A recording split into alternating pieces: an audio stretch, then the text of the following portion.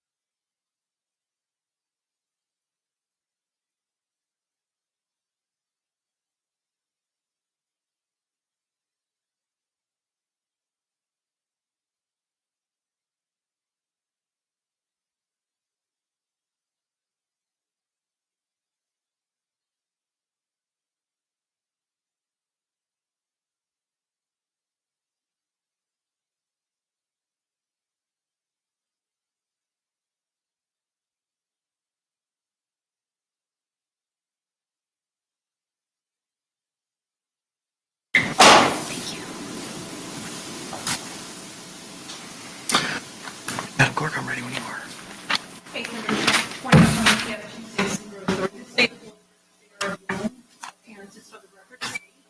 David Ketchner on behalf of the state. William J. for the state. James Owens for Sarah Boone. I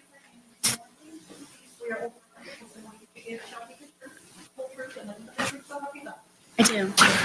Good afternoon, everyone. Ms. Boone, good afternoon. If you could please state your full name and date of birth for the record for me. Sarah Boone, 10-10-77. Okay, we're here on several different matters, including a motion to suppress, specifically the motion to suppress defendant statements at OCSO filed September 24, 2024. The amended motion to suppress defendant statements at OCSO filed September 30, 2024. And then just what was filed this afternoon at 2:35 p.m., defendant's second amended motion to suppress defendant statements at OCSO. State, have you had the opportunity to review the second amended motion? Yes, sir. Are you ready to proceed on that today? Yes, sir. Okay. Are there any housekeeping matters we need to address from the state side of the ledger? Not on that motion. Okay. Any housekeeping matters on your side of the ledger, sir, with regard to those motions to suppress? No, sir, Judge. I believe we've got two detectives outside to testify, and we've also got the custodian of records from the Orange County Sheriff's Department relating to the Miranda card and the policy and procedure. Is that a valid argument that you're still embarking on this afternoon based on what's in your second amended motion? Yes. Okay, so the sufficiency of the Miranda waiver is still at play? Yeah. Okay, all right, thank you, sir. With regard to the other motions that were set for today, and I have reviewed the state's motion to strike, and I have reviewed all of the case law authorities that y'all have provided to me as well. With regard to the defendant's motion for hair, cosmetics, civilian and clothing without restraints for trial, Mr. J, do you have any position with regard to the restraints at trial portion of that motion? I believe the law of the case has already been settled on that issue. Okay, all right, we'll entertain argument when we get there. And I've also reviewed the state's request for protective order filed September 30, which is also set to be heard this afternoon. With that, we'll begin with the motions to suppress. State, and call your first witness.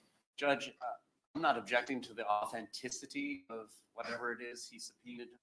I've been getting some of the documents, Orange County Sheriff's Office General Order 711. I don't see any need to belabor the custodian of records sitting around. Was there something else? Was there actually a Miranda card? Or Yeah, if you look Fine. in the very back. You look in the very back, Okay. you see the Miranda card, the last page, and the next to the last page. Yeah, there's no need to keep the custodian of records around for authenticity. We still have our objections. Okay, all right. Can the custodian then be released by virtue of the state's stipulation as to that, those records? Yes, can I go tell her she can? Yes.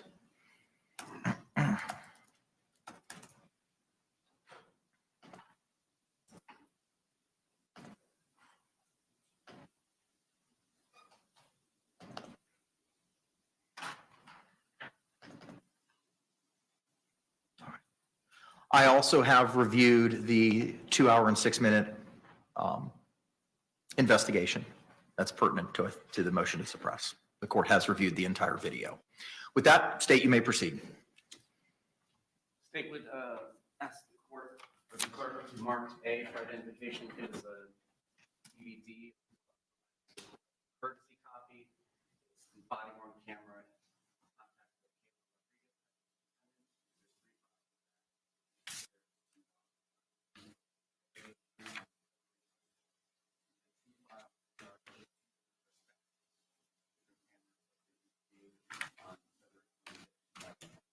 And I have reviewed all of those in advance of this here. Any objections? No objection. What was pre-marked as States A will be received into evidence without objection, States 1.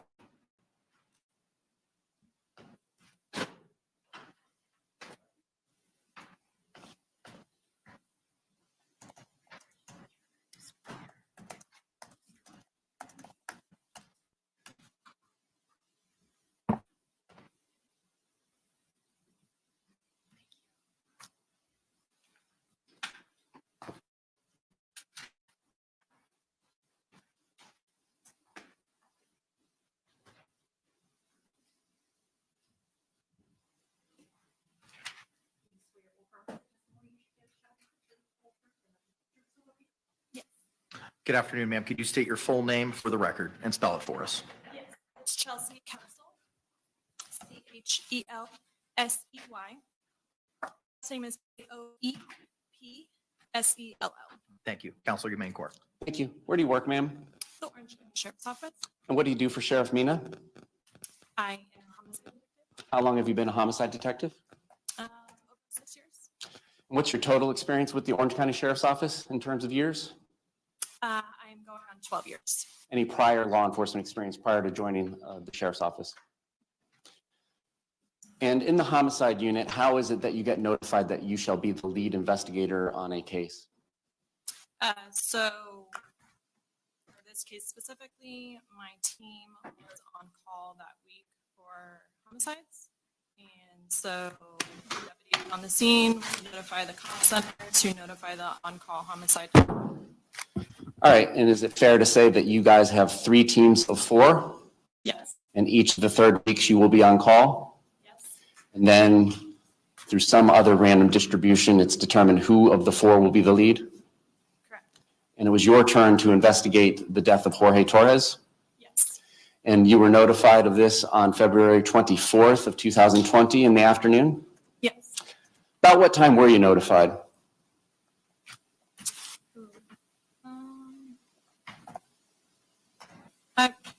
I would have to look at the CAD sheet to recall directly, but I would assume within 30 minutes to an hour of deputies being on scene.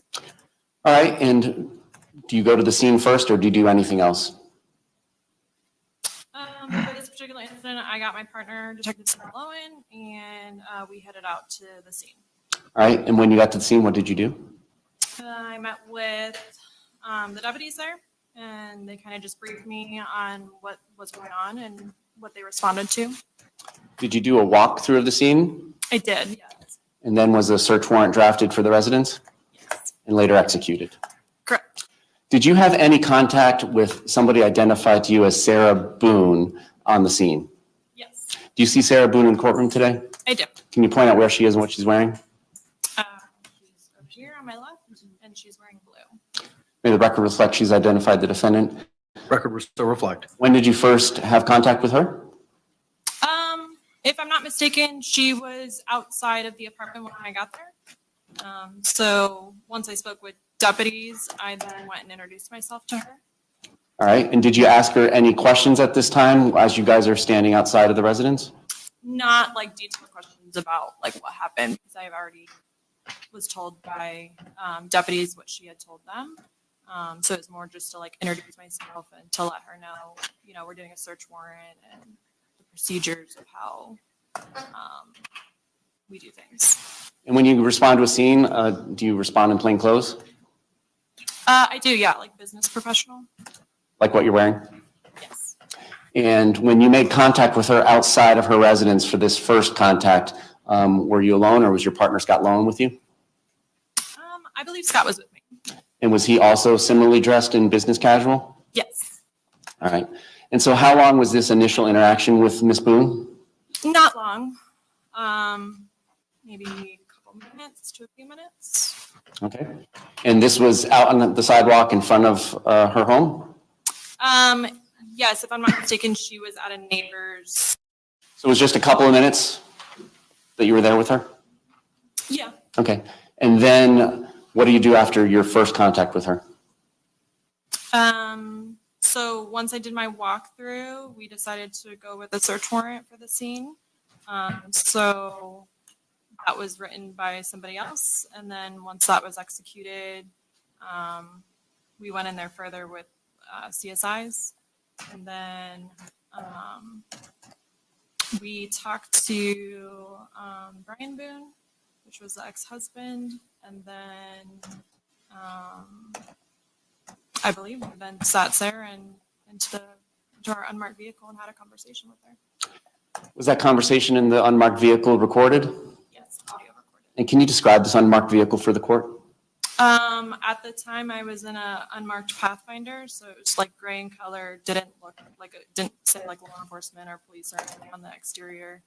And there were lights like inside. Where did everybody sit in this Pathfinder?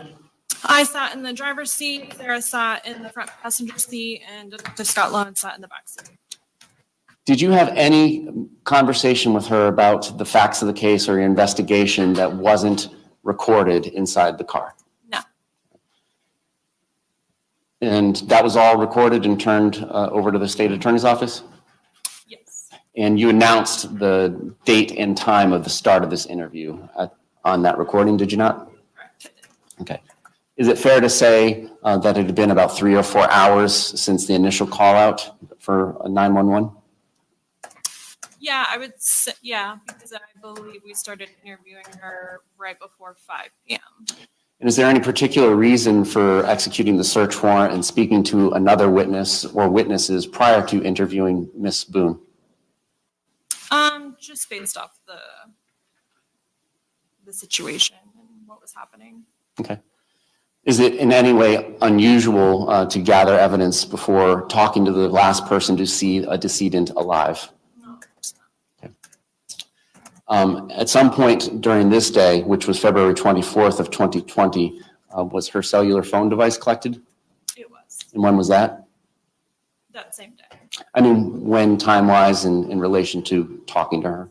Oh, well, I noticed the phone was in the kitchen area, but I didn't touch anything until CSIs documented everything, photographs. And, so I don't think I really touched it until after I had talked to her about going through it. All right. And ultimately, was she placed under arrest on February 24th, 2020? No. After she got out of her car, was she free to remain on the scene or free to leave? Not go back in her house, but yeah, she was able to- Prior to that, had she been detained and requested not to leave the scene?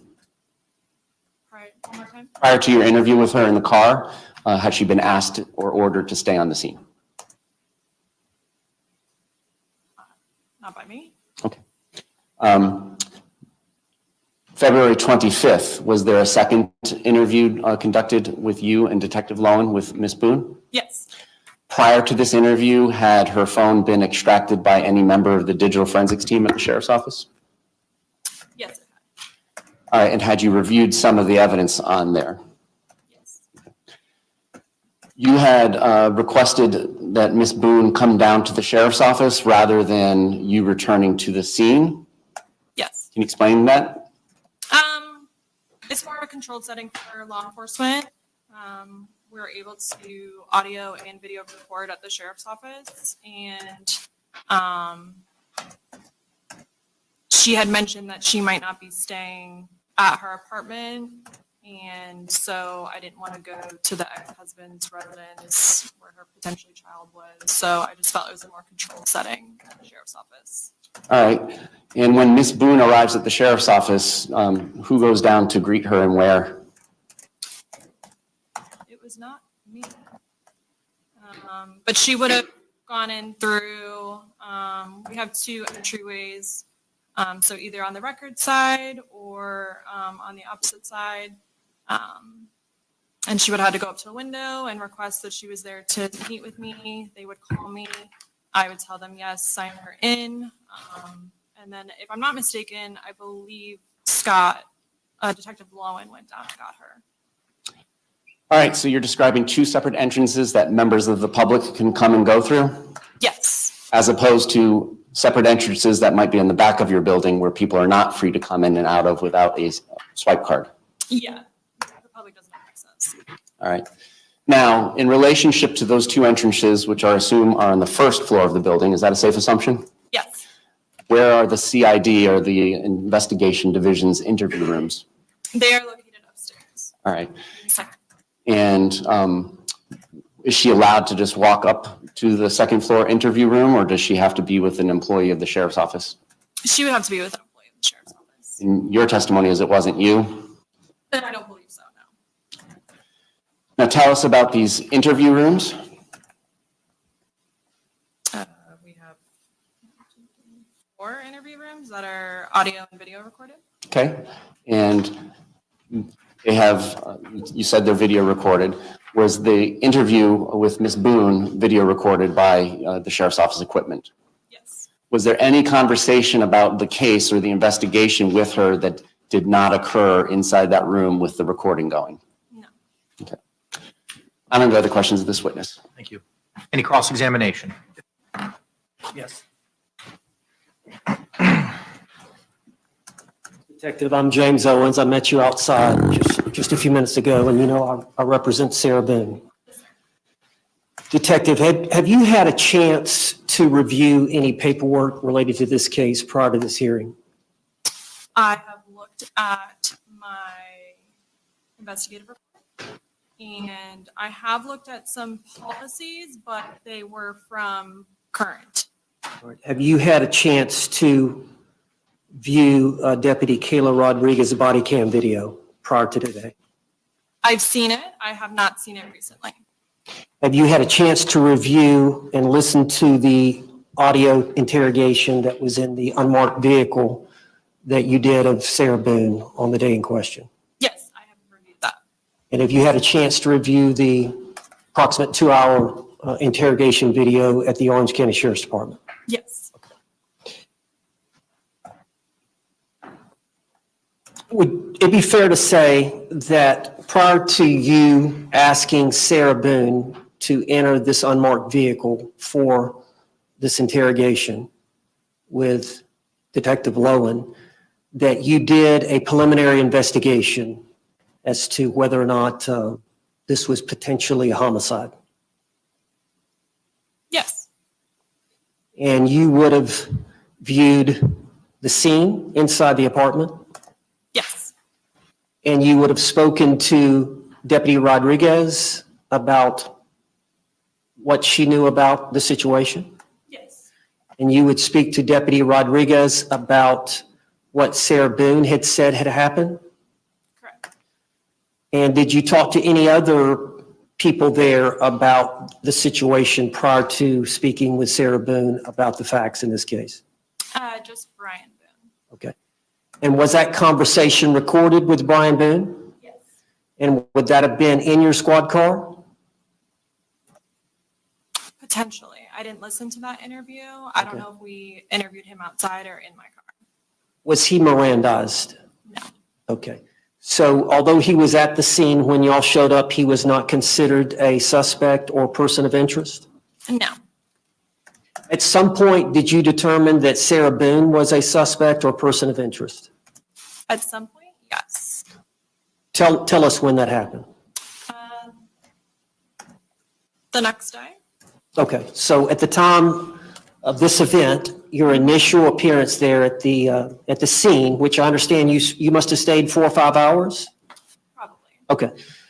At that point, at no time did y'all consider Sarah Boone a suspect? Well, it's difficult to the way you're asking, but she was the only one there. She's claiming that no one else was there. So what I was being told would mean that she was the only person of interest in that situation. But due to not having the autopsy results, we just interviewed her initially, got her initial statement, and then once the autopsy was completed the next morning, was when I already knew I was going to meet with her again to discuss the autopsy results. So then we had another interview with her where she was Mirandized and she went to jail later that evening. While you were there on scene, I know at some point you saw her phone on the kitchen counter? I did. All right. Or maybe on the microwave. It was somewhere in the kitchen. All right. And at some point you went to Sarah Boone and you asked her for the password to open the phone. We asked to go through her phone. Did you ask Sarah Boone, can I have the password so I can go through your phone? Yes, after she signed the consent form. Okay, so not before? You didn't ask her before you asked her to sign the consent form? Sarah, give me the password to your phone. Not that I recall, but I would normally have her sign the consent form first for her consenting to go into the phone and then gather the passcode or whatever it is. Well, how would that have even come about then? I mean, how would you have approached her about signing the waiver to consent to searching the phone? She called 911, so I told her that we needed to corroborate her story as to what occurred. Okay. And so to do that, I wanted to go through her phone. All right, do you know about what time she signed the consent? No, I don't think it requires a time on there. But it was when we were on the scene initially. Was it prior to her interrogation in the unmarked vehicle? Yes. And after she signed the consent, did your testimony is you asked her for her password and she gave you her password after signing the consent to search the phone? Yes, I didn't touch the phone until my digital came. All right. You're talking about the digital phone? With or without a password, yes. But y'all utilized the password that Sarah had given, had you not? I believe so. Okay. And do you know how long it took for the digital investigator to show up after you arrived? Oh, yeah, she didn't come until later. I believe around 7 p.m. Okay. That's when in the CAD sheet it says she arrived. And you know there were two videos on Sarah's phone. After I spoke to Sarah. I'm sorry? After I spoke to Sarah? All right. So what I'm gathering from what you just said is at some point you asked or directed Sarah Boone into your unmarked vehicle where you interrogated her. Is that correct? Where we completed an interview? Yes, sir. And your testimony is that you did not view the videos that were found on her phone, and I'm referring to the 2-minute video of George in the suitcase, and then some time went by, and I think there was about a 22-second video of George in the suitcase that Sarah took of him in the suitcase. Your testimony is prior to you putting her in your unmarked vehicle that you were not aware of those two videos. That is correct, sir. I did not go through her phone until digital forensics came out and then went into her phone. And then she brought me over to her van to tell me about the videos and what she found. All right, so your testimony is at the time that Sarah Boone was interviewed in your vehicle, that the forensic phone investigator had not arrived. Correct. Okay. Did you tell Sarah, I know we saw the audio once you get in the car, but did you talk to Sarah before y'all got in the vehicle? Of course. And did you tell Sarah that y'all wanted to talk to her and this was routine protocol? Yeah, that I wanted to have a conversation with her. And once I had walked through the house and saw what I was working with, we would have that conversation. Did you tell her that interviewing her in the squad car was routine protocol to your investigation? I don't recall if I specifically said that, sir. This was 2020. Okay. If she recalled that, would you dispute it? Objection, improper question. Sustained. Your testimony is you don't remember saying that. I don't remember specifically saying what. One more time. What is it that she claimed that I said? Routine protocol. I would not interview her, not in my unmarked car. So my routine protocol, sure, I would do that. I would Okay. interview her in a spot where no one can hear us. And you would explain to her why you were doing that, wouldn't you? Would I explain to her why we were sitting in my car? Or Yeah. Standing? Yes. No. Well, you would have to tell her something. I said, yes, we're going to go have a conversation in my car now. Okay. And did she have any questions that you recall about what's this about? And you could have potentially explained to her that this is routine? It was all explained on the audio recording. Okay. But you agree you had a conversation with her before you got into the car with her? Yes, I definitely directed her to get into the front passenger seat when we were going to talk in the vehicle, yes. Okay. And you don't recall whether or not you said this is routine protocol to come into the car and talk to me? Those words specifically, no.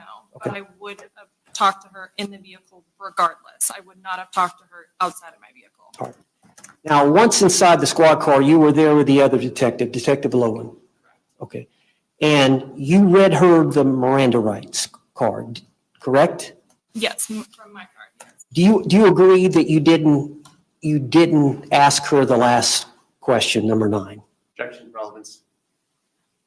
Response. Judge, we're here on a hearing on the issue about the interrogation. But of the case law that you provided to me, none of it stands for the proposition. Miranda identifies the 4 things that need to be addressed. Not one of the cases talks about that issue of reading that language at the bottom of the card that is in the motion upon information and belief. This is what it says. So how's it relevant for the purposes of today? Well, it's relevant because it's the policy of her department. But Judge, what is the policy? But now we're getting away from the card to now the policy. There's nothing about the policy right now. The question is about what the card says. Okay. The card is the policy, and the policy is the policy. They're intertwined. They refer to each other. Our argument is that she did not waive her rights to But remain silent. that's a different issue than what is on the card.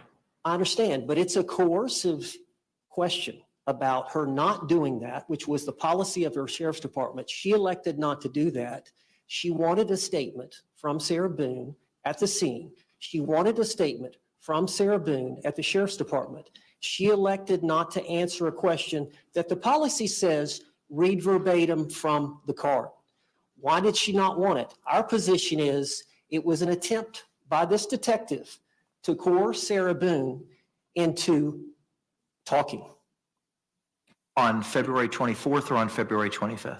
On February 25th, this interrogation ties into that one. She used the same routine protocol that she used for the second one.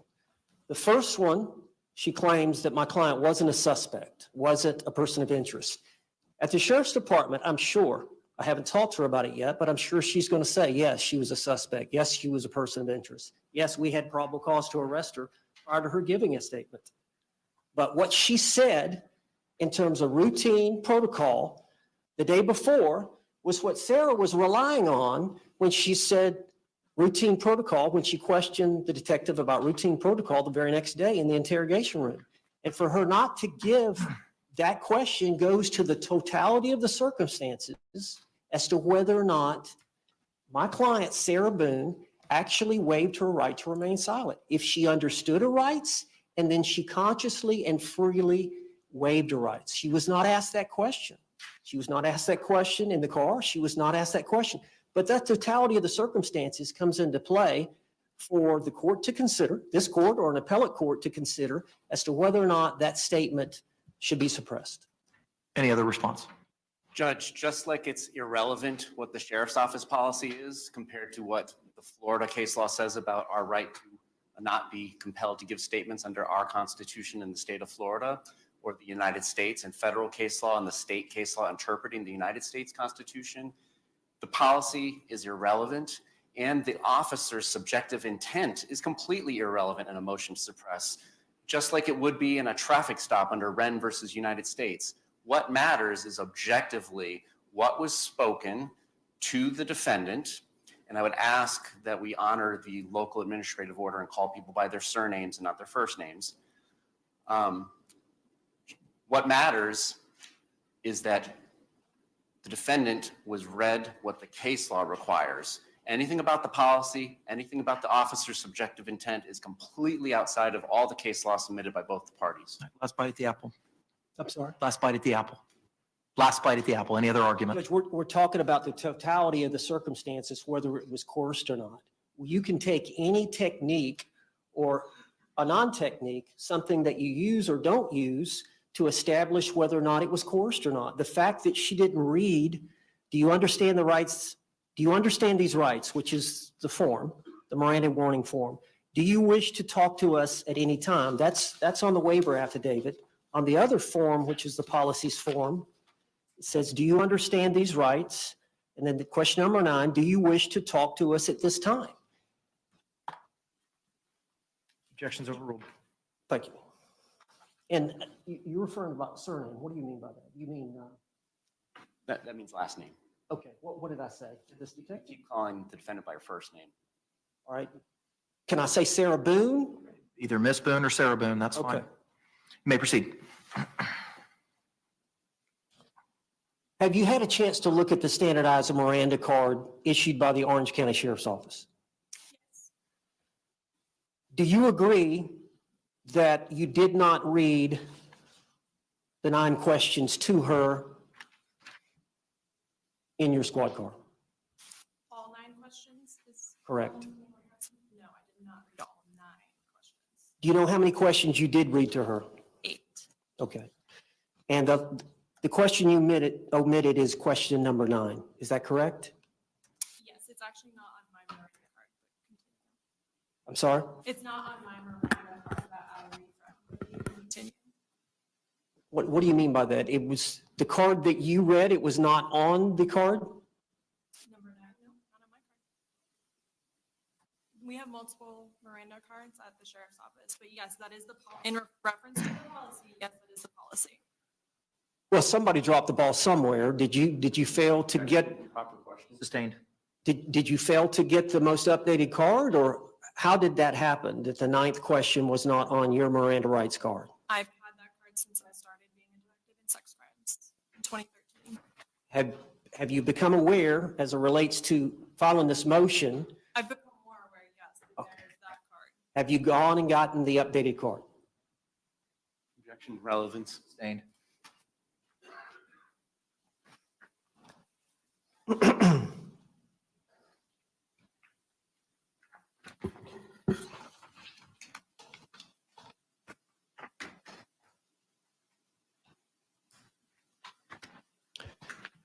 When y'all took her phone, Detective, did you tell Sarah Boone that you would be returning to her apartment the following afternoon to give her phone back?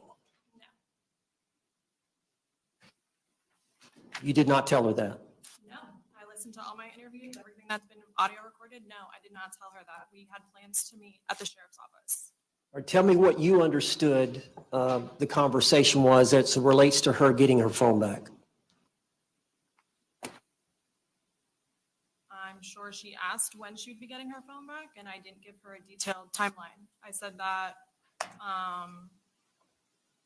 I don't even know if I told her that I decided to write a search warrant on it because I don't need to tell her that. It's evidence in a crime. I'm allowed to take it, and so I took it, and I wrote a search warrant for it. Okay. But you don't recall ever having a discussion with Sarah Boone about when you were going to return her phone? Specifically returning her phone, no. Okay.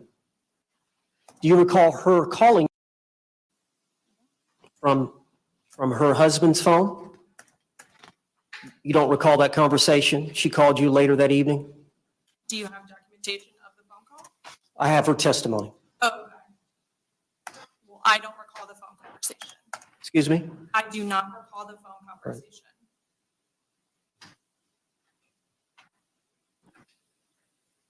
You said that y'all had some discussions about Sarah Boone coming to the station. Was that talked about the day of this event or the next day with Sarah Boone? It was talked about before I left the scene. All right.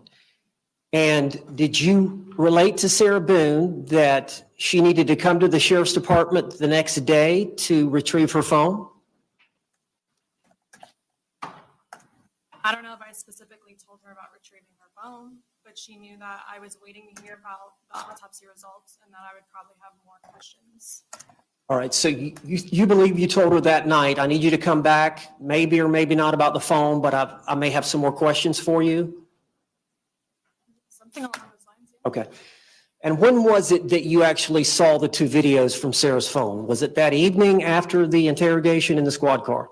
I've already answered, but yes, it was after the interview. All right, and was it while you were on scene? Correct. Okay. And did you attempt to talk to Sarah again about that at that time? Okay.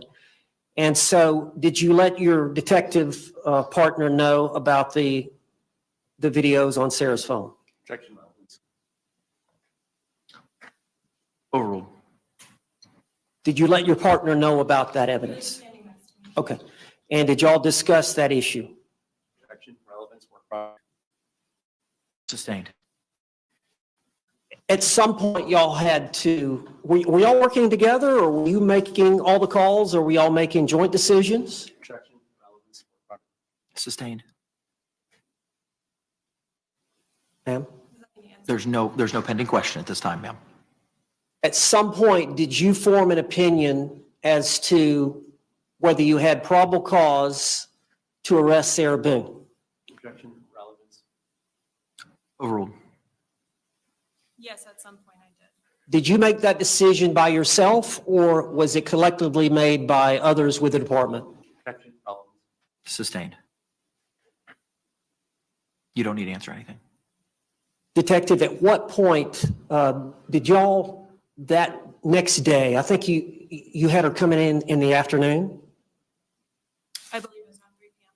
Did y'all work on trying to get the search warrant for the phone? I got the search warrant for the phone, and I believe I submitted it that evening. I would have to look at it though. Okay. Do you know what time the search warrant came back signed by the judge? It's documented in my investigator report, but I don't know. off the top of my Okay. And would it be fair to say that you told Sarah to come in later that afternoon or the next day? head. Yes, Okay. And would it be fair to say that you worked on the case that entire day until Sarah Boone came in? yes, I attended an autopsy in the morning. That's why I asked her to come in at 3. All right. And what time was the autopsy that morning? It starts at 8, but I did probably get till 10. It takes quite a few hours. Okay. And were you there alone with the medical examiner, or were there anybody else there? I don't recall if Detective Lowen was with me or not, but yes, of course, there's doctors there. Okay. And so in terms of your determination as to whether or not Sarah Boone was a suspect, did she become a suspect after you watched the video, the two videos from her phone the day before the autopsy? Objection, relevance. The custody is not disputed on the February 25th statement. How's this relevant? If the issue is knowing and intelligent waiver, the sufficiency of Miranda and coercion, What does the formulation of probable cause have anything to do with anything? Well, I wanted to bring out the fact that they had already made a decision before she came in for the interrogation on the 25th that they had probable cause to arrest her. So that if she, A, either didn't come in, they were going to go arrest her that day, or B, if she did come in and she exercised or invoked her rights to remain silent, that they were going to arrest her anyway, that they had already made a decision that she was the prime suspect, they had probable What does that cause. have to do with any of the three issues that are raised in the motions? It's whether or not she was in custodial interrogation, whether she was free to leave. I don't know that that's being disputed by the state. I think my response. That's my understanding. The state's Okay. not disputing that there was a custodial interrogation, which is why, on February 25th, which is why Miranda was provided prior to that. Judge, it was provided the day before, and she's just testified she was free to leave at any time. Okay. So the Miranda was given on two separate occasions. She wasn't in custodial interrogation. Detective, am I right? The day. Well, hang on. Before we ask any questions, let's deal with the evidentiary objection first. Okay. The objection sustained. Okay. You may proceed. All right. Ma'am, you would agree that when Sarah Boone arrived that afternoon for the interrogation, she was not free to leave? She was not, Excuse me? she was not going to be free to leave, no. Okay. And so if she would have remained silent and exercised or invoked her right to remain silent, she would have been arrested anyway? Correct. And that was based on your investigation that you had the night before at the scene. It was based on her statements that she had given you in the squad car. And it was based on the autopsy that was performed the next day that you were present for. And it was based on the two videotapes that you saw from Sarah's phone. Objection relevance as to what the probable cause basis. Sustained. You had all that information before you began your interrogation on the 25th of Sarah Boone. I had all what information? All the information that I just related to you before you began your interrogation of Sarah Boone. On February 25th? That's correct. Yes. And you would agree that you wanted to speak to her on the 25th. Objection relevance. Overruled. Yes. Okay. And would it be fair to say that you wanted to get statements from her relating to the injuries to Jorge Torres from the autopsy? Objection relevance. Overruled. Yes, I wanted to have a follow-up conversation in reference to what she told me the night before and in reference to the injuries that she failed to mention. And you also wanted to question her about the two videotapes that you had found on the phone? Objection relevance. Overruled. Yes, I do Okay. want to show her the videos. And you agree, in your opinion, the two videos and the autopsy were inconsistent with the story she had given you in the squad car the day before? Objection relevance. Overruled. The videos, I'm sorry, repeat your question one more time? You would agree that the autopsy results and the videos that were extracted or taken from her phone, recording George, those two pieces of evidence from your investigation were inconsistent with the statement that she had given the day before in your squad car? Same objection for the record. Overruled. Yes. And I believe that's ultimately the reason you arrested her, because of her inconsistencies. Objection irrelevant. Sustained.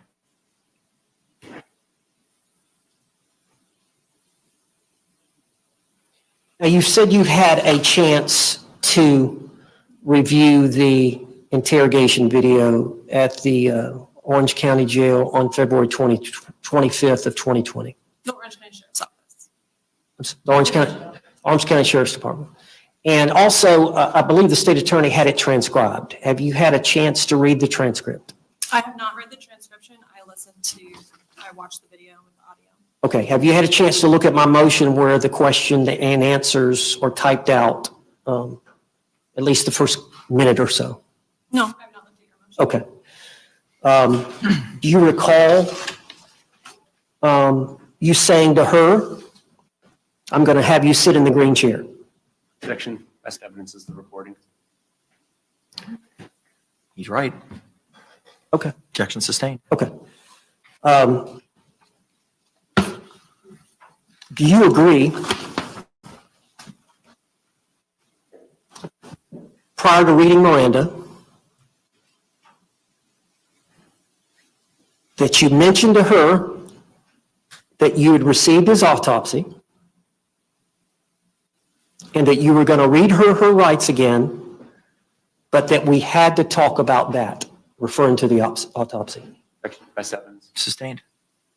Do you recall making some comments to her prior to reading her the rights? Objection. Best evidence. Overruled. Yes. Is it the policy of the Orange County Sheriff's Department to make any statements to them about the interrogation prior to reading Miranda? Objection. Relevance. Overruled. One more time?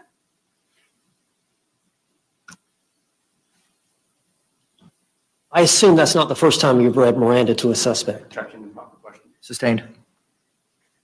Let me go back to the first question then.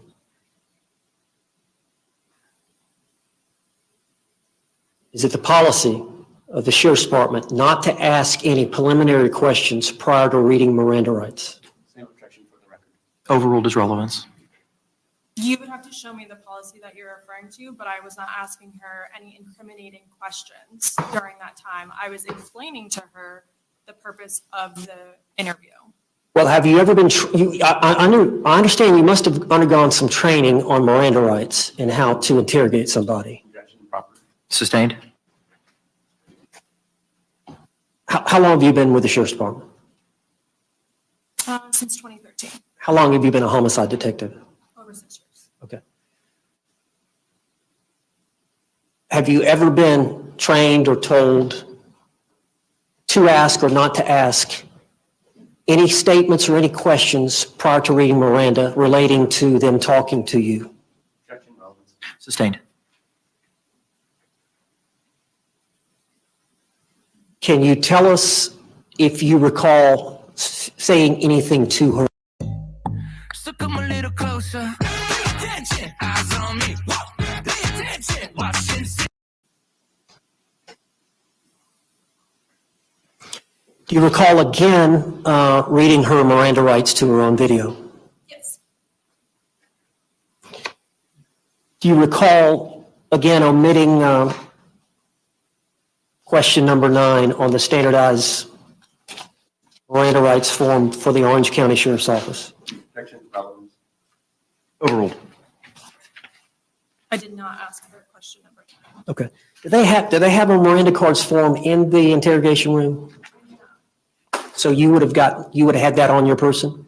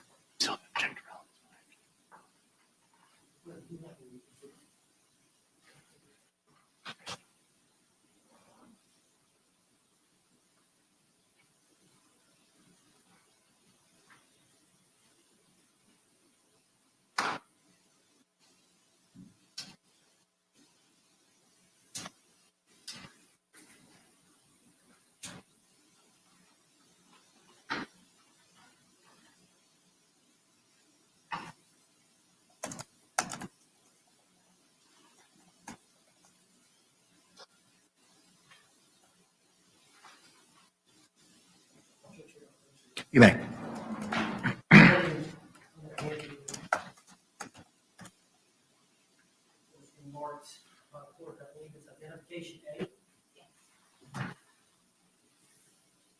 if you would, see if you recognize that document. Yes, this is our waivers and affidavits. And is that a filled out of waivers and affidavits? It's filled out by me, but there's something highlighted that I did not do. Okay. And was that form filled out as it relates to Sarah Boone? We're talking about just this top, right? Yes. Okay, I'm sorry. Does it what? Does that form, is it filled out as it relates to Sarah Boone? In the case, yes. Is that her signature or not? Yes. Did you see her sign it? Yes. Is that your signature below? Yes. And is that the consent for the phone? The consent to search, yes. On that form, is there also the Miranda warnings? Yes. And that is a form that's standardized by the Sheriff's Department? Yes. And you did not read a Miranda from those rights? From this piece of paper, Yes. that's audio and video recorded, no. Okay. You agree that there's no questions on that form? No? Yes. Judge, I would like to offer this. Same objection to the relevance. As far as it being a consent to search her phone, we're not disputing that she was in custody on February 25th, 2020, when she gave a statement to the detectives. And again, under the case law, there's no requirement for this question 9. Under any state case law regarding the Florida state constitutional right to not be compelled to testify against oneself, nor any federal or state case law regarding the United States Constitution, the Fifth Amendment applied to this state through the 14th Amendment that requires that question to be read. It does not go to the totality of the circumstances of the voluntariness of her waiver of her Miranda rights. Response. Judge, obviously we disagree. Then where's the case that supports that? Because as I addressed previously, I read all the authorities. I mean, State versus Owens, State v. Thomas, Powell from the United States Supreme Court, which reversed a Florida Supreme Court decision. I'll talk about what's required by Miranda. And that question number 9 that you're focusing on isn't included in any of those. I understand that, It's Judge. the right to remain silent, the right to an attorney before and after questioning. If you can't afford one will be provided to you. Everything you say can and will be used against you. Those are the things that Miranda highlights. That Miranda opinion itself says that. So what does question number 9 have anything to do with those things if the state case law and the federal case law, including but not limited to Miranda itself and Powell, and then the state case law of Thomas and Owens, all of which were provided either by yourself or by the state, identify what's required, and that's not one of the requirements. She has a duty to read the rights. But they were. I want to finish my argument. Okay. She has a duty to read the rights. She has an obligation to ensure that Sarah Boone understands her rights by asking that question. Do you understand the rights I've just read? And then there must be a waiver. Yes, I understand the rights, and I agree to speak to you now. So for that to be freely and voluntarily given, that statement, there must be a conscious waiver of the rights. The problem with the detective is she reads the rights, do you understand the rights? And then she goes right into questioning. She goes right into questioning without saying, do you agree to speak to me? Understanding your rights, do you agree to speak to me now? That goes directly to whether or not it was freely, voluntarily, and knowingly given, the statement, and whether that waiver was. So under the totality of the circumstances, I think that evidence is relevant. It's the policy of the Sheriff's Department. Obviously, she had an old Miranda rights form, but she failed to read what we perceive as a critical question, and she's going to testify about what she perceived at the time that the detective failed to read that question and how it ties into the case. I understand that all they have to read is those 4, but I think under the totality of the circumstances standard that this court has to apply, that should be a consideration the court should consider. I know it was an honest mistake. She had an old card, but still, I feel like it should be considered in your decision. Anything else, Mr. J?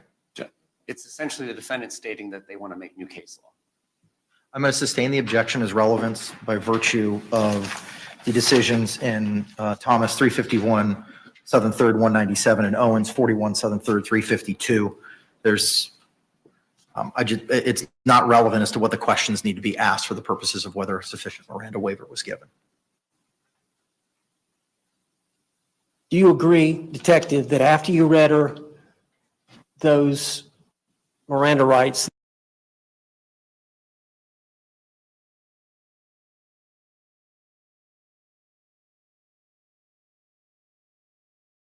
you would agree the situation on the 25th, when you were reading her Miranda and about to question her, was different from the situation the day before when you read her Miranda in the squad car? Yes, I had more evidence. That was without the autopsy. That was without the 2 videos from her phone in the squad car. Yeah, I did at the time of the interview. Yes. And in the squad car, she was free to leave. I mean, I didn't tell her she was free to leave, but I mean, if she didn't want to talk to me, she didn't have to talk to me. Okay.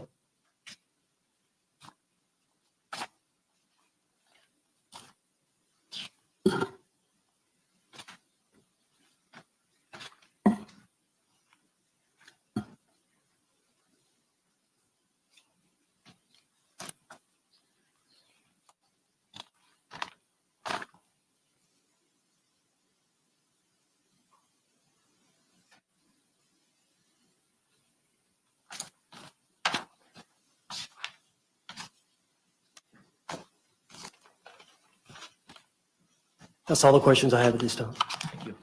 Any redirect? No, thank you. All right. Can this witness be released? I'd like her to stay. All right. Subject to recall. Thank you. State, you may call your next witness. No additional witnesses or evidence on this issue, Judge. Okay. All right. Anything from your side of the ledger, sir? Judge, I would like, you stipulated to the introduction of the card. No, I don't object to the authenticity. All right, Judge, I would like to introduce more witnesses.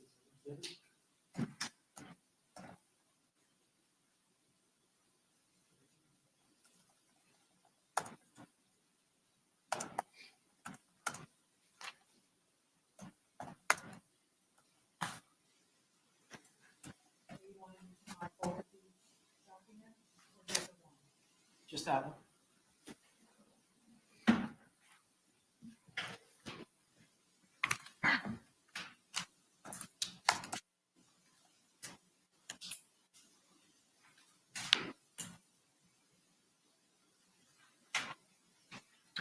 What is it that's been marked as Defense Exhibit B? Judge,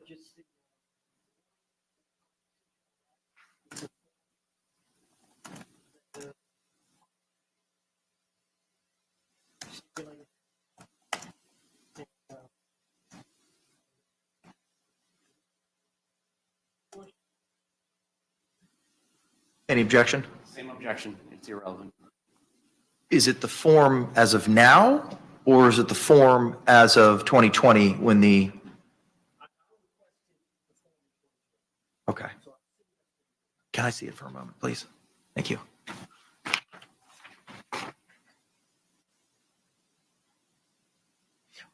Any additional argument with regard to the state's relevance objection?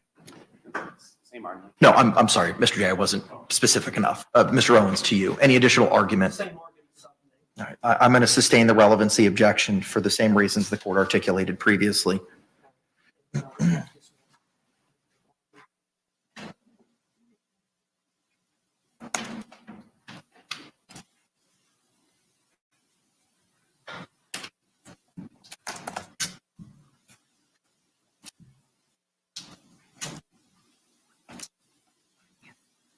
And Mr. Owens, you had one additional exhibit as well?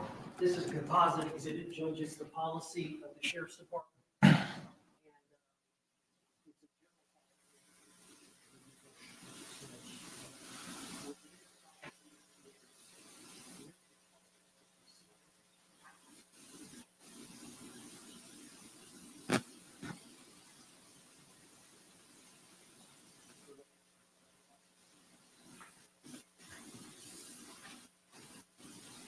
Do you know what page specifically those policies are on? Page 14 of 22. And I'm going to give you 2 more pages. Is it beginning of paragraph 4, waiver of constitutional rights? Yes.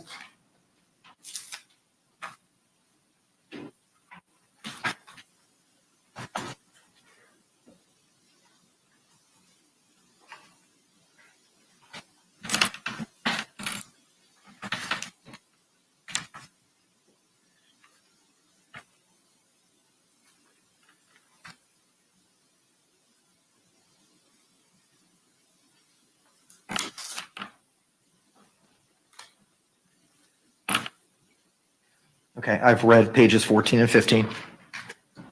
All right, Judge, and then you go to 13 of 28. 13?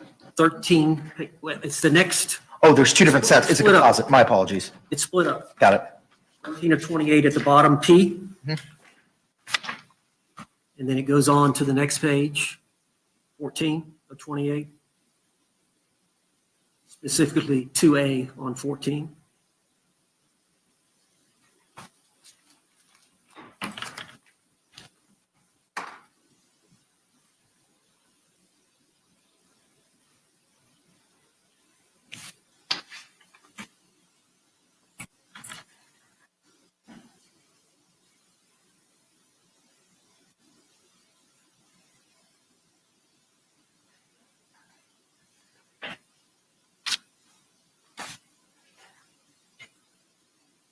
Anything else? No other argument, Judge, Okay. other than what we've talked about. Anything further? Same arguments. Okay, all right. I'm going to overrule the objection as to relevance as to what was pre-marked as composite C, and that'll be received into evidence. Over objection is states 1. I'm sorry, defense is 1.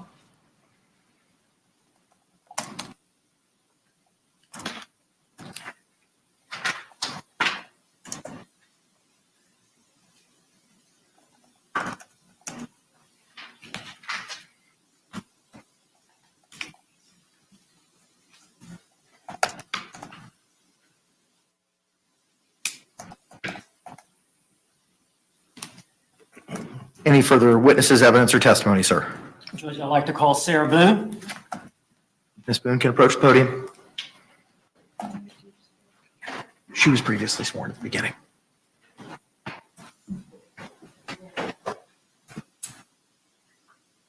Judge, I'll be here. Yes, sir. Hang on, the deputy's got to move her.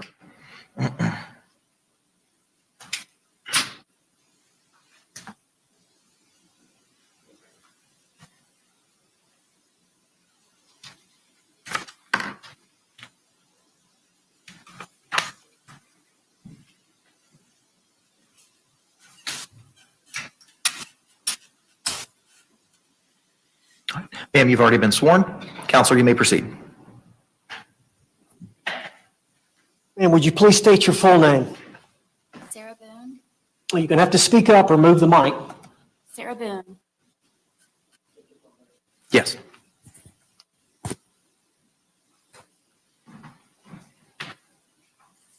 Where are you currently housed? At the Orange County Corrections Department. Have you been there since February the 25th of 2020? Correct. Was that the date of this interrogation that we're here for on this motion? Yes. All right. Let me take you back to the morning of finding Jorge Torres in the suitcase.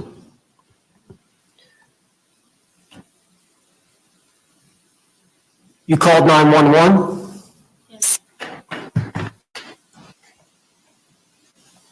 Is it true that Detective or Deputy Kayla Rodriguez of the Sheriff's Department arrived? Yes.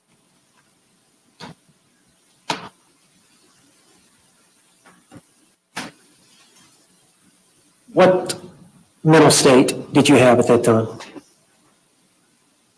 I was very confused. It was very hazy. I didn't understand the monumental amount of people that were there and what they were doing with taking things from my home. I was worried about my dogs. I I was worried about my son. I was in shock. I was traumatized by the situation, and then trying to focus on everything that was going on at my home. I was hungover. I was still, I believe, intoxicated to a degree. Objection, Judge, move to strike. This is outside their motion to suppress. They have not made any allegations that her statement was involuntary because of her mental state or state of intoxication. Response? Judge, we're talking about, I'm just getting some preliminary information. But Her interrogation is the next day. the state has an obligation, and the case law cited by the state requires specificity in the motions. So it's not a game of 20 questions and a surprise. Okay, this is the day before the interrogation. I understand that. We're not talking about an intoxication. But are you going to be arguing anything in conclusion as to what happened on February 24th led to any coercive or coercion behavior on behalf of the Orange County Sheriff's Office on February 25? Are you going to bootstrap or link any of those things together? The interrogation in the squad car and what was said to her prior to getting in the squad car that relates to what she said about it being routine protocol, yes. All right, I'm going to sustain the state's objection. Relating to the intoxication? Yes. It wasn't raised in any of the three motions that have been filed. Judge, I didn't ask her that. She volunteered I that. understand it. Okay. Objection sustained and it's stricken. Did you speak to the deputy about what had happened? Yes, Okay. And then, were you asked to stay on scene? by both, yes. By both detectives, yes. Okay, how long did it take the detectives to arrive after you had spoken initially with Deputy Rodriguez? It was not right away. I don't know specifically, but it was not quickly. Okay. Did the two detectives, when they arrived, did they take over the investigation? It was my understanding, yes. No foundation for her to conclude anything. Sustained. At some point, were the detectives directing you what to do and where to go? Yes. Okay. Can you explain what the detectives told you as it relates to you getting in the car? Was the phone issue before the car? Yes. Sustained. Let me ask you about the phone. When were you first asked about your phone? From my remembering, it was once they arrived, one of the first questions that Hopesell asked me was if I owned a phone. And what did you tell her? I told her it was on the kitchen counter. All right. And what happened next as it relates to the phone? I believe that it was brought to her with someone else. I don't remember. Objection, calls for she's speculating. Sustained. What was the next thing that you were told or talked to about as it relates to the phone? Unlock it. Who told you that?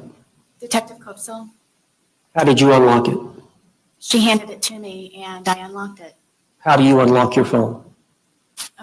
It was with a passcode. Okay. And when you unlocked it, did you give it back to the detective? I did. Did you ever see the phone again? I did not. Okay. After that incident, was the next time you were spoken to by Detective Copesel was in relation to the interview in the squad car? Yes, she told me I needed to go with her and Detective Lowen to her unmarked vehicle. And did she tell you anything about what was going to take place once y'all got inside the vehicle? That she was just going to be asking me general questions. Was there ever any mention about normal protocol? Not that I can recall. Okay. What about once you got in the squad car? I don't recall in the squad car. Okay. And that was recorded for the court to consider. And so she read you your Miranda rights? Yes. All right.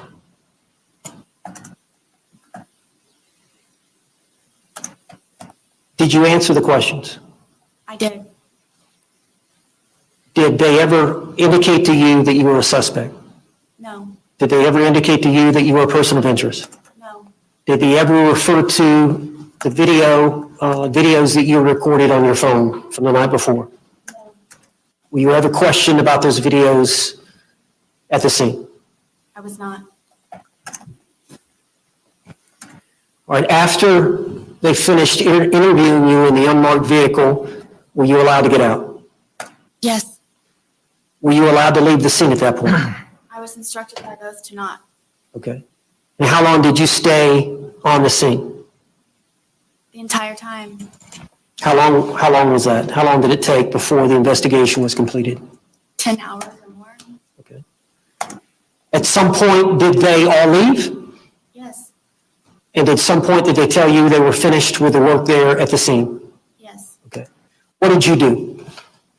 I went inside my apartment and gathered a few things, and then I went to my former husband's residence where my son was located. All right, and how far was that away? About 5 minutes. How did you get there? I drove Okay. What was the reason that you wanted to stay over there the night? because I was terrified of his family. Now, later that evening, you were going to spend the night there with your son and with your ex-husband? Correct. And did you do that? My son, yes. All right. Later that evening, did you attempt to contact Detective Copesel? I did. And whose phone did you use? Former husband, Brian Boone. You said your phone had been seized, Correct. and you had consented to that? You signed a form allowing them to take the phone? Yes. Have there been any discussion about returning the phone? Copesel told me she or Lowen or both would return back to my apartment to return my phone And when did they tell you this? before they left the scene. And did they tell you they would return your phone where? To myself at the apartment. And is that what you understood they were going to do? Yes. Was there ever any talk about you coming to the sheriff's department the day of this event? No. All right, so later that evening, you borrowed your ex-husband Brian Boone's phone and made a phone call. How did you know Detective Copesel's private cell number? She gave it to me before she left the scene. And did you call her? I did. Do you recall about what time you called her? I believe it was around 9:30 or 10 o'clock. And that would have been on February the 24th of 2020? Yes. All right, can you tell us why you were calling her that night? Before she left and giving me her personal cell phone number, she told me if I were to recall anything or if I just wanted to talk to her about something regarding the case for me to call her. So I took that to heart and felt very uneasy about how they left the scene. Sustained. Go ahead.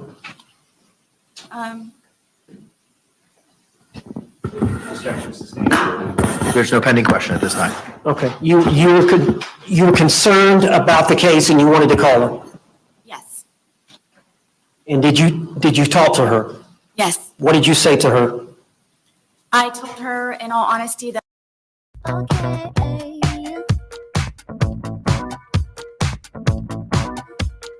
Sustained.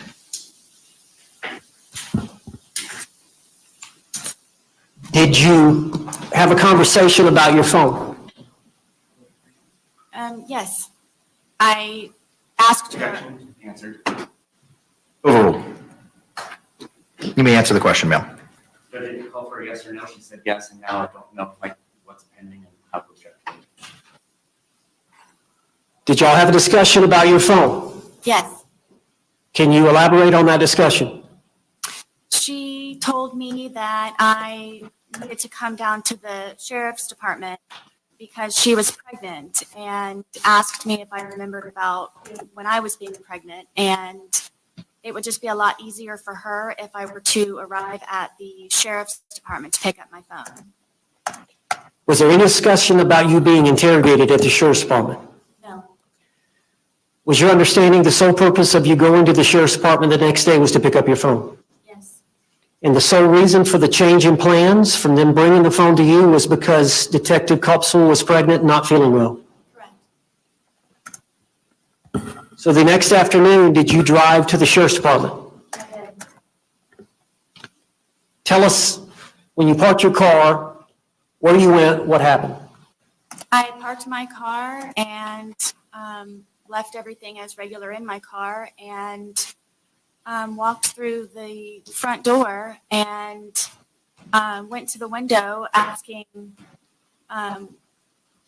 who I needed to see, and they, I guess, rang them upstairs, and Detective Lowen came downstairs, and I thought I was supposed to be picking my phone up over a particular window, and he says, no, your phone is upstairs, so we would just like for you to come upstairs, and that's where you can pick up your phone. All right. And so did he escort you upstairs? He did, How did y'all get upstairs? in an elevator. And what was he wearing? I believe he was wearing a red shirt along with his firearm and black pants His firearm was on his waist? the entire time, yes. Okay. So y'all got off the elevator? Where did you go from there? He brought me into a very small room and they had me sit down, and then from there I had a list of things that I was going to ask them that I might need to do or that I could do. Okay. So from the elevator, Detective Lowen escorted you directly into the interview room, and we've got the recording, the audio and the video. You didn't go anywhere else No, prior to that time. Was there any discussion that you made outside, any discussion between you and either detective about anything, the phone, questioning, anything before walking into that room? no, Okay. So directly off the elevator and walked into the interrogation room. correct. And then we've got the video on that. Now,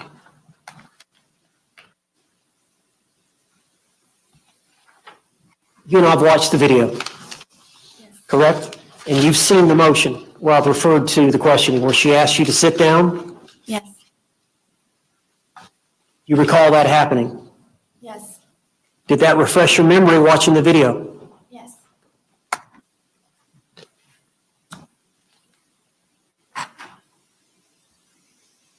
Do you recall her saying that she had received the autopsy? yes, Do you recall her saying, I want to read you your rights again because we have to talk about that, referring to the autopsy? yes, This was prior to you being read your Miranda rights. correct. She also said, we're not done talking about the incident. You recall that? Yes, And then she said, we just have to do it. yes, How did that make you feel? Sustained. Were you trying to comply with the officer's demands? Overruled. in every way, Were you trying to cooperate? in every way, Were you polite with them? very, And when she said that, we just have to do it, you said, just like we did yesterday. yes, And then you said normal protocol. yes. Is that what she had said the day before? What do you mean? Normal protocol. Yes, Had she said the same word? You said normal protocol to her. I was reiterating to her what she had said to me the day before.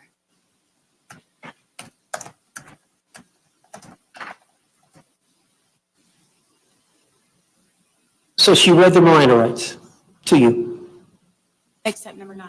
except number 9. She read the rights and then she said, do you understand what I've just read to you? And you agreed that you had. Yes, But you were not read having these rights in mind. Do you agree to speak to me now? Overruled. I was not asked that question. Is it fair to say that after she read the Miranda rights and after she said, do you understand the rights that I've just read to you, that she read right into the questioning? She did, correct. So she never got the answer from you. Do you agree to speak to us now? I was never asked that.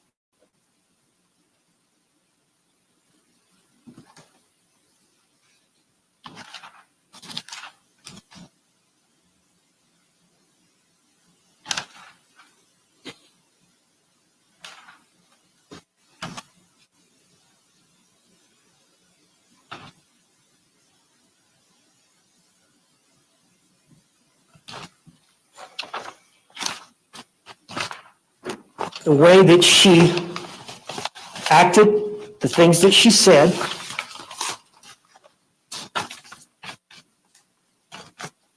fact that they had your phone. Did you get the impression you were not getting your phone back if you didn't answer the questions? Objection, irrelevant. She's in custody. Sustained. She was in custody? Yeah, it's been conceded by the state in their response that it was a custodial Okay, interrogation. but she wasn't aware of it. She wasn't aware she was in custody. What does her subjective perception matter? Well, under the circumstances, it would matter. I mean, she didn't feel she was free to leave. She was in an enclosed, small space. She was. That all goes to whether or not. She was being questioned by two lead detectives, homicide detectives. One of them was wearing a firearm. She was trying to cooperate as best she could. I think her position is that she was coerced into answering the question. What does that have to do with coercion? Those are all factors that under Ramirez as to whether or not it was custodial. Well, I know some of the factors are whether or not the interrogation actually happens in a police station or not, or whether it happens outside a police station. So just that environment alone. That goes to whether or not it was a custodial interrogation. I'm struggling with the connection on that being noncompliance with Miranda, coercion, or the third ground of voluntariness. Well, and I think it goes subjectively to her and what she was feeling, if she had a free choice or not, based on subjectivity matter. Excuse me, based on Subjectivity matter under the case law. based on the circumstances that she was dealing with at the time, whether or not she felt she had a choice. But what does her subjectivity have to do with that? I believe it's relevant. Objection's overruled. I'm sorry, the objection's sustained. I apologize. Did you understand you were not going to get your phone back until you answered their questions? Objection, relevant. Sustained. Did you have some questions for them at the end? I did.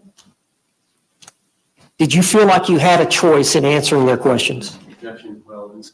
Sustained.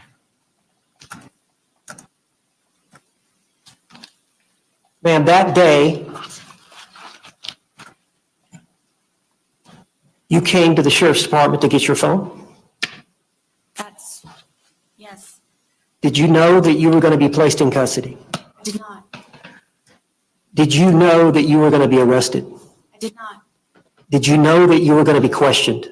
I did not. Were you trying to cooperate with law enforcement based on her statements that you have to talk to us? Yes. Objection, relevant. Overruled. Were you there answering the questions because she confirmed that this was normal protocol? That was my understanding, yes. That's all the questions I have. Any cross-examination? Yes, sir. So that afternoon on February 24th of 2020, when Deputy Kayla Rodriguez arrived at your residence shortly after 1 p.m., you were under the influence of alcohol, correct? Yes. You were impaired by alcohol, correct? I don't know as much as impaired means. It did affect, yes. Okay. And that was consumption from the night before, correct? Yes. So you did not go to brunch that morning and have mimosas or anything else to drink, correct? And you consumed no alcohol in your home that morning, correct? Correct. So does that affect in any way your memory when you testify about the events that transpired between you and Detective Copesel that afternoon? Ask one more time, please. Did the alcohol have any effect on your memory of what happened between you and Detective Copesel that afternoon? Now or then? Then? Did alcohol affect my conversation with her?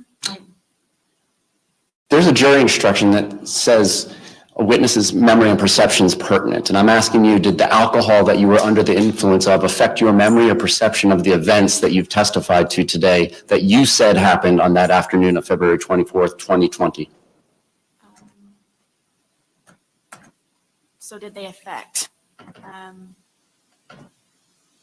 my answer? Judge, I don't think she understands the question. I don't. Okay. It's been asked 3 different ways. So we'll leave it at you were under the influence of alcohol that afternoon, correct?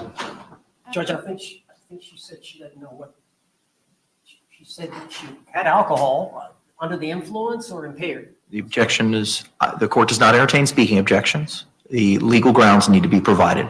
What are the legal grounds of your objection? I know that she had said she didn't know what. What are the legal grounds of your objection? I'll withdraw. All right, you may proceed. And you understand that you're charged with second-degree murder in this case, correct? You're facing a potential penalty of life in prison, correct? Do you understand that the score sheet minimum is probably about 22 and a half years? I don't know. Okay. And it is your desire to have these statements excluded from the jury's consideration, correct? Judge, I would object to that. Sustain the objection. Your intent is to testify differently than you have testified in the statements in State's Exhibit 1, correct? Regarding the. I would object to that. I'm not understanding what the question. Mr. J. Judge, a witness's bias is always at issue when they take the stand, and it's our position that her credibility for all the things that she has testified to today, that particularly the things in conflict with Detective Kopsel's testimony, and the court, of course, in a motion to suppress has to consider the credibility of the witnesses, and you are in the best position to do that. The appellate courts are going to be very deferential to you. It's our position that she's biased. She is charged with second-degree murder. She's facing life in prison. Based on the examination that both state attorneys and defense counsel and the state's expert witnessed today, it is the state's belief that she is intending to testify differently than she testified in the statements that she provided to law enforcement in State's Exhibit 1, and therefore she is biased in all the things that she's testified about today because it is her intent to get this statement, all these statements, or the statement on 225 thrown out so that she is not going to be cross-examined and impeached with it so that she can testify the way that she testified this afternoon. Response. Judge, I agree with the impeachment about being under the influence. I agree with the impeachment about what she's facing, that she may be biased because she's facing potentially life in prison. He claims 22 years on the low end. I agree with all that. We just got through at the jail meeting with the state's expert who evaluated Sarah Boone. I was present. The two prosecutors were present. It wasn't recorded. He can't be a witness now. If he's going to question her about what was said during that evaluation, then he's putting himself potentially to be a witness down the road. I don't think that's proper cross-examination about what she said there versus what she's saying here. Anything further? Mr. J. I am not specifically asking her what she said that was different. And obviously, if I did and she testified differently, I would have to accept that answer. There's no way for me to extrinsically impeach her with that due to the brevity of the time frame that we have all been subjected to. But I do believe it's a fair question to ask her whether or not she intends to testify differently than her statements that are in State's Exhibit 1 and consistently with how she testified this afternoon, and that she understands it would benefit her if these statements are excluded. So I'm going to sustain the objection based on how the question was asked. I'll allow you to revisit it based on how you just explained it to me. You gave statements to an evaluator this afternoon, did you not? I did. All right. And without going into the details, would you agree that there are some differences in those statements as to what is in the statements you provided to law enforcement on February 25th of 2020? Yes. And you understand that I would be able to cross-examine you on giving inconsistent statements at trial if you take the stand, correct? I understand. And so you understand the benefit of this motion to suppress being granted. Of course. No other questions? Any redirect examination? Okay. We can have Ms. Boone return back to counsel's table. While she's in the process of returning to counsel's table, anything else further from an evidence or testimony perspective from your side of the ledger? No, sir. Okay. Anything else from the state other than argument? Just argument. Okay. All right. Once Ms. Boone's seated, we could proceed with any argument. And as the court identified previously, I have reviewed all y'all's authorities that were provided.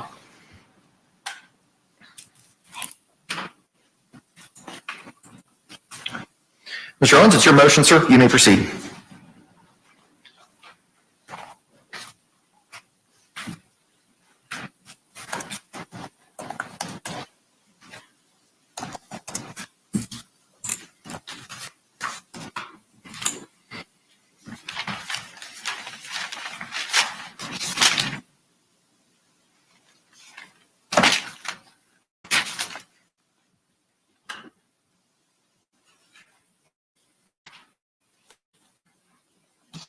Judge, my understanding of the law regarding Miranda,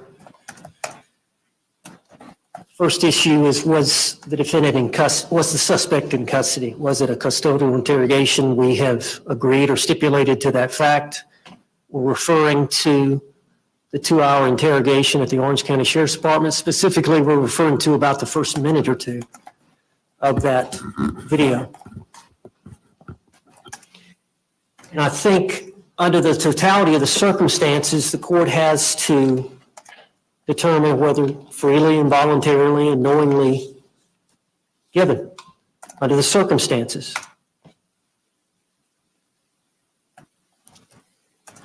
Judge, law enforcement, after they get a valid waiver of rights, that I'm not going to be silent, that I'm going to answer questions, go ahead, ask me and I'll answer the questions. Once that happens, law enforcement is trying to get a confession. Law enforcement is trying to get admissions that they can later use at trial to impeach the defendant and convict him. The law allows law enforcement at that stage to use deception, to lie, to trick. We found the murder weapon. It's got your DNA on it. Your co-defendant has come in here and confessed and implicated you. All those techniques, when it's really deception, they don't have the DNA, they don't have the murder weapon, they don't have the co-defendant, it can be utilized to obtain a confession or an admission of guilt. But prior to Miranda, you cannot deceive. Prior to Miranda, you cannot trick. That right is fundamental. You cannot be compelled to incriminate yourself. You cannot be forced to talk. It's got to be free will and a choice. And so you can't seduce or coerce someone into giving a statement. And the law is clear. When that happens, we've got to punish law enforcement to correct that type of misuse behavior. It's illegal. So you got Detective Kopsel on the one hand.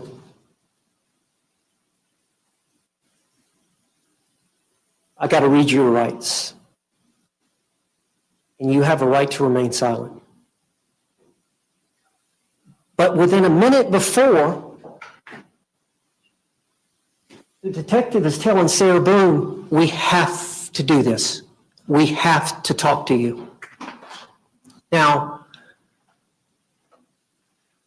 that's confusing. That's deceptive. There's nowhere in policy that that should be allowed or is allowed. There's nowhere in the law that that should be allowed. It's actually illegal to tell a suspect, we have to talk to you. We just have to. Before reading Miranda rights. That is an illegal statement. Sarah Boone did not have to talk to them about the autopsy. Sarah Boone did not have to talk further about what had happened. But that's the implication this detective gave Sarah Boone. It taints the Miranda that comes before it.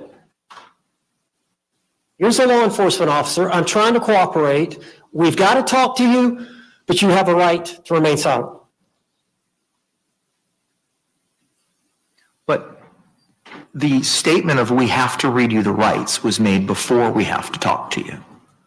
So your argument transposes those two things chronologically. Why are we even having it? I mean, why even have the confusion? I mean, we're sitting here Monday morning quarterbacking, but Sarah Boone was brought up there under false pretenses. A traumatic event, she lost her boyfriend. I'm coming to get my phone. I've been tricked into coming up here to get my phone. And I'm sitting here having to figure out what to do about whether to talk to these people or not. And she's talking about my rights, but then saying, we have to talk to you. We just need to do it. And then she reads the rights. Right there within a few seconds of each other.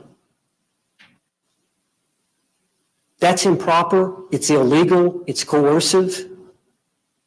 It forces this not to be a valid waiver of her rights under that circumstance, coupled with the fact that she came down under false pretenses.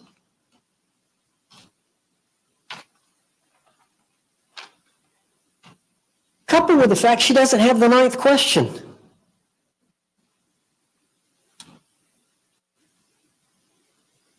If you think about it, okay, you got a right to remain silent, you got a right to a lawyer, those 3 or 4 questions, and then, do you understand what I've just read to you?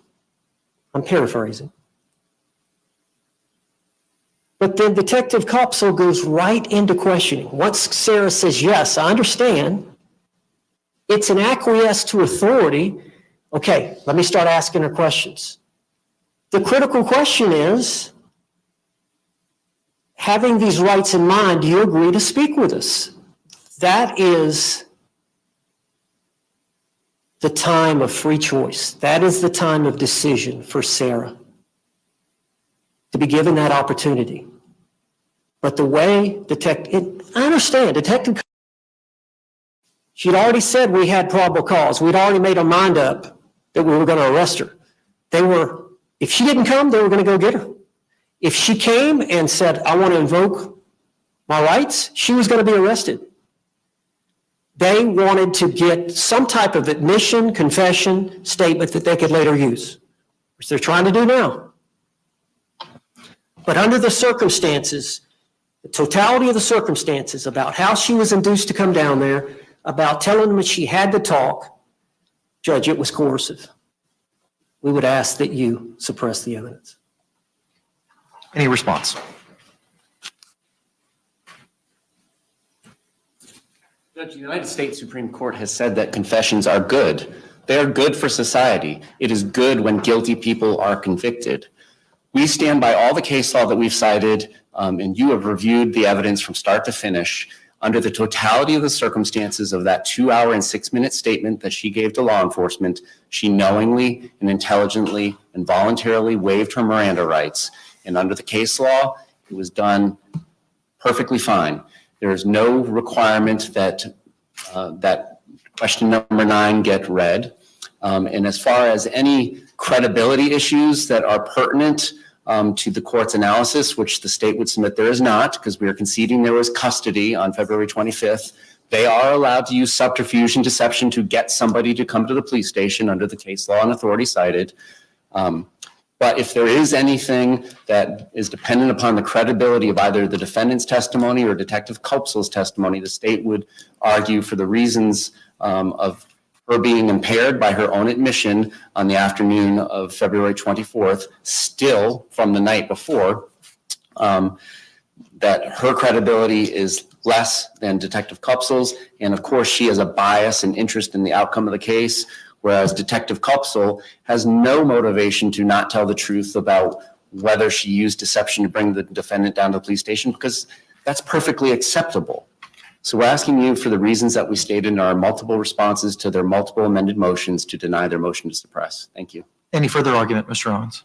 No, Judge. All right. Tomorrow is a court holiday. The court has had the opportunity to review all the case law. Court's going to prepare a written order, and you'll have it before the close of business tomorrow. Courthouse may be closed, but I'll be here working. Judge, for the record, there's 2 exhibits that I tried to introduce. They will be admitted Correct. to the record. Yes, of course. They were pre-marked. Moving now to the defendant's motion for a right to hair, cosmetics, and civilian clothing without restraints for trial. State, what, if any, positions do you have with regard to the restraints? Again, we've already decided that issue. I don't know that there's been any new allegations alleged in the motions by Mr. Owens on behalf of the defendant, but the court has decided that already. And unless there was some sort of change in position or authority, then the court should maintain the law of the case. Response. And Judge, I just want clarification, but, you know, she's here today and she's in handcuffs, so she has difficulty writing, she has, Let me just interject for 1 second. She will be hands-free. okay. So the issue is the leg restraints. And Judge, she's presumed innocent. I understand security has an obligation. There's 3 doors. I assume we're going to be trying the case in Yes, this sir. courtroom. There's 3 doors. I know that we've got several security officers here in case she were to try to flee. But she's got no access to weapons or anything of that nature. She has a fundamental right to a fair trial. She has the fundamental right to a presumption of innocence. And if the jury were to see any restraints on her freedom, they're going to automatically assume the worst, that she is a danger. And people automatically will take that to heart, and it will affect their decision when they go back into the jury room. So, yeah, she's going to be at the table. I don't know if we switch it. Does the prosecutor go over here? No, that's your table, sir. That's my table, closest to the jury. So she'll be sitting here with the other 2 lawyers and I. And the only time they're going to see her walk in and out is she's always going to be in the courtroom You're never going to first. see her walk in and out. So the only time is when she testifies. So I guess I don't know if you have leg restraints that she can wear and walk, but we believe it's not necessary. And of course, we definitely don't want them to see her walking funny or hear something funny or see something funny. And she's walking from the defense table to the witness stand to testify on her own behalf. But I don't think it's necessary to have leg restraints. I think once she gets in here in the trial, beginning Monday, jury selection, and I assume the tables are going to stay here. The privacy panels will be located in front as well, which will prohibit our jury from being able to see any of the leg restraints that she has. I don't think it's necessary to have the leg restraints, Judge. I think you can bring her in with the leg restraints, but take them off right before we get started. I don't see a problem with that. I don't think she's a threat. You know, there are times when criminal defendants are in a trial and they misbehave in the middle of the trial, so they have to be restrained. But Sarah Boone, as far as I've been involved, and I think prior to that time, has always been polite and cooperative, and she understands the importance of behaving, and I have every intent that she will comply with the court's directive and she will act appropriately throughout the trial. I do not believe any restraints are necessary during this trial. Anything further as to that issue? I don't believe that's case law authority on the issue. Okay. Police. All right, thank you very much. With regard to your request for clothing in that, you could certainly go to the jail and provide, have whoever it is that you want to meet with her in the meeting area to get measurements from her and provide clothing. The clothing for trial will have to be provided to her at the Orange County Jail. That will be brought over with her in the morning, and then she'll be able to be dressed out downstairs. So your motion will be granted with regard to the clothing. You'll have to address with the jail, having a person come in there to take her measurements. They may have to be with you, counselor, in order to facilitate that. But the clothing will have to be dropped off at the jail, and it will be transported with her in the morning each day of trial. Okay. With regard to the appearance issue, do you have any other further argument as to that? Judge, just what's stated in the, I made some legal arguments in the defendant's motion for the right to hair, cosmetics, civilian clothing without restraints for trial. Just the arguments in there.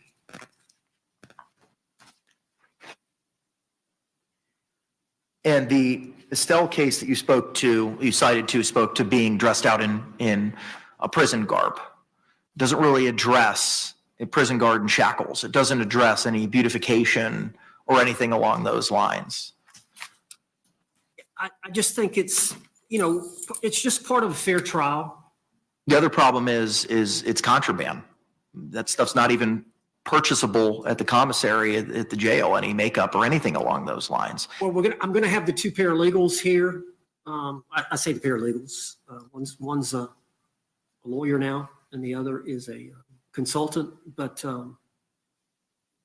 they're females, and they can bring the cosmetics in and apply it either here in the courtroom or just outside the courtroom. I'm sure there's a waiting room. There's no place where we can apply any. You can't put them back there because we can't allow access back there. That's for corrections and for the sheriff's department and for the inmates. Can she be allowed? Can the two females on the team, can they be allowed to apply some type of makeup to Ms. Boone? State? We don't have any dog in this fight. I've never heard of it happening. That doesn't mean it's not permissible, but. If you want to try to do it here in the courtroom, that's fine. But be advised that, when we start court, we start court. So, and I intend on starting it at 9:00 every morning. So I'll have pleas every morning in other matters because the court still has other business at 8:45. And I plan on bringing the jury up at 9 until we select one, and then starting at 9 every day thereafter. So your motion will be granted with regard to the clothing. You can perhaps someone attend, travel to the jail with you, sir, Mr. Owens, to take the measurements. You'll have to provide clothing at the jail. With regard to the appearance, it's denied to have anything happen at the jail or happen in any of the secured areas. But if you want to attempt to have members of your staff apply makeup prior to trial, you certainly can do so. Court will provide you a written order with regard to the request to removal of the leg restraints, but the hand restraints will be removed. Judge, and then I think there's something about hair as well. I think that it falls under the same Okay. analysis. It needs to be done in the courtroom. Yes, sir. And then the last item teed up for today is I'm sorry. Yes. Yes.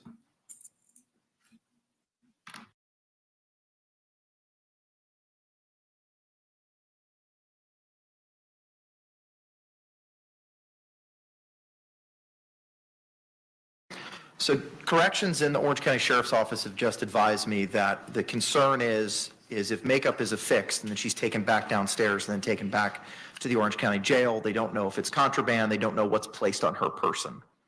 That's the concern. There's just going to be some facial makeup.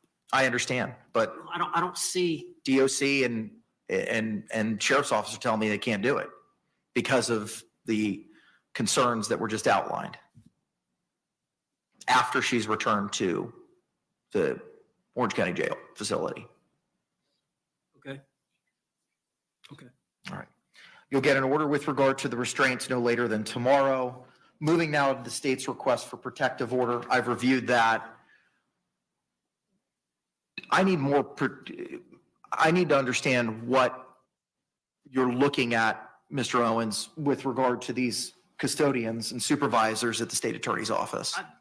I did not realize that was going to be addressed today. Yes, my JA had emailed all y'all, I think last week after it was filed, that said this would be added to the hearing for, I guess that was filed on Monday, forgive me. I had emailed y'all and said that it would be addressed today. That was relating to me subpoenaing and listing I think it was It's the third amended witness list lists certain people as witnesses: custodian of records, Orange County Office of State Attorney, domestic violence supervisor for the Office of the State Attorney, victim advocate supervisor for the Office of the State Attorney, and misdemeanor supervisor for the Office of the State Attorney. And the state is seeking a protective order on the grounds that it's work product or opinion product, and requiring prosecutors to disclose work product and impede criminal prosecutions is violative of Florida law. Judge, as you know, we have filed our notice of intent for battered spouse syndrome in conjunction with self-defense. And we have listed and plan to introduce the fact that Jorge Torres had been arrested, I think, 3 or 4 times prior to this event. And I think on 3 of those cases, the case was dismissed against Mr. Torres. And it's going to come out that Sarah Boone had requested the charges to be dismissed. And I believe it's going to come out probably through expert testimony that that's one of the conditions, or that's one of the things that they try to do, bond you out of jail and then get the charges dismissed as a battered spouse. That's a common theme. So ultimately, the jury is going to hear about that, but the jury needs to know it's the ultimate position. The victim doesn't have the final say. It's the ultimate position from the state attorney's office as to whether to prosecute a case or to drop a case. Yes, they are to consider what the victim wants, and they are to consider their requests, but ultimately, the state attorney has to make that decision about whether a case is dismissed. What are you going to be asking from these persons? That, How would that not be protected by work product? well, to whether or not it was a if it comes out, decision. if it comes out that she went down there and requested the charges be dropped and they were dropped, then that gives the impression that she had the power and authority just to come down to the state attorney and ask the charges to be dropped, and they would.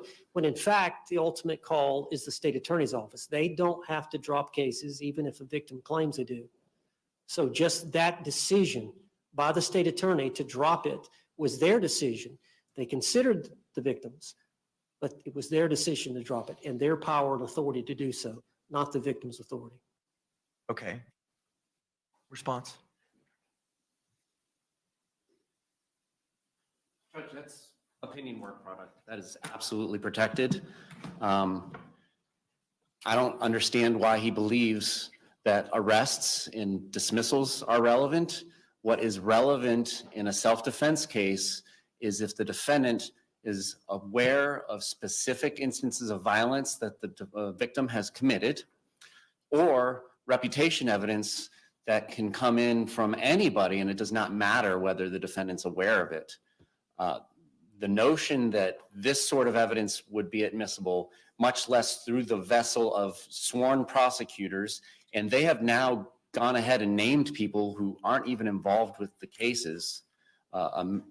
Matthew Storch, Christina Mills, and Aaron McCullough, our head victim advocate, have all now, I learned while we were at the jail this afternoon, been served with subpoenas by the defense, and we are moving to quash those. Prosecutors and victim advocates and other support staff cannot be forced to come in and say why they dropped a case. That is opinion work product.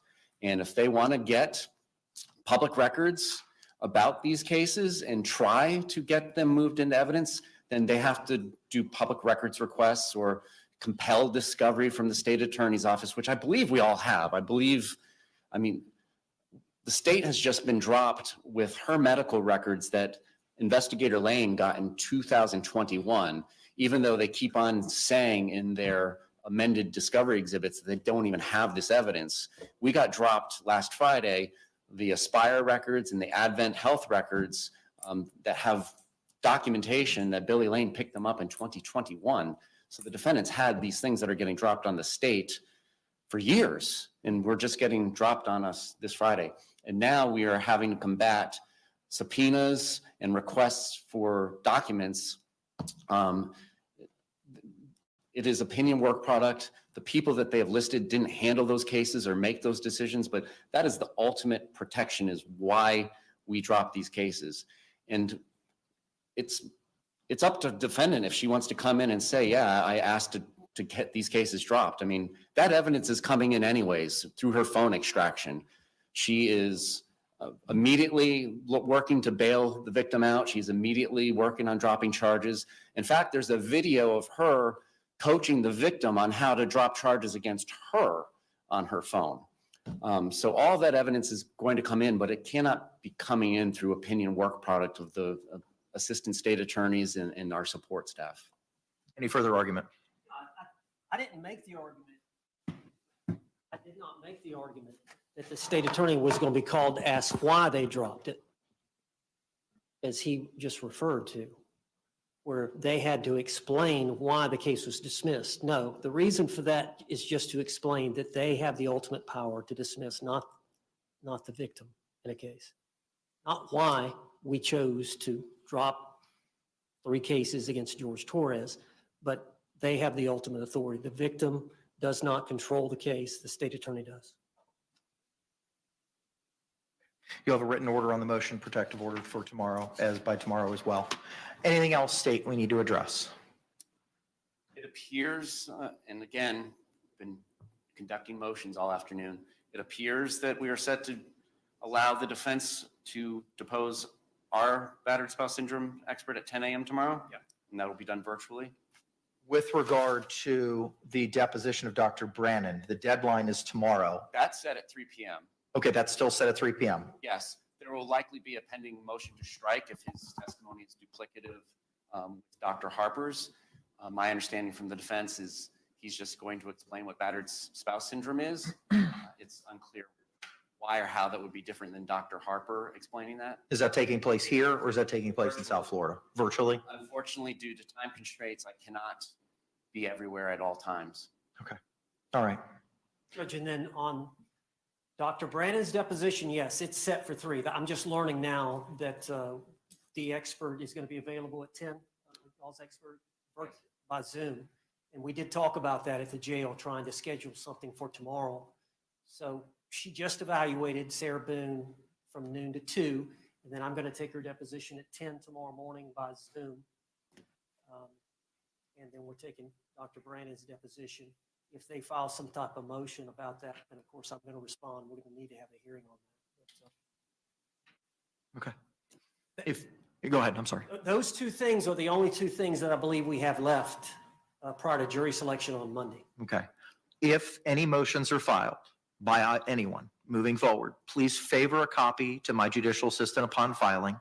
And if there's any authority that you intend on arguing that's not cited in the motion, please provide me that authority as well. Although it is a court holiday, the court will be working tomorrow. I will endeavor to get you written orders on all of these things no later than the close of business, hopefully earlier than that by tomorrow. On Monday morning, State, if you could please bring a copy of the score sheet so that when I colloquy Ms. Boone prior to trial about the charge, the potential penalties, everybody's on the same page as to what those are. Okay? Yes. And if y'all could send me that, I'll go out to the jail. I'm going to be here. If you could favor him a copy of that tomorrow or Friday so that he has the opportunity to review that score sheet with Ms. Boone in advance. Yes, and then we're going to be filing a motion in limine to exclude the battered spouse syndrome testimony that will need to be addressed. Just waiting to see now how the depositions pan out tomorrow, but based on what we witnessed this afternoon, it's the state's position that we're going to need to file a motion in limine. Okay.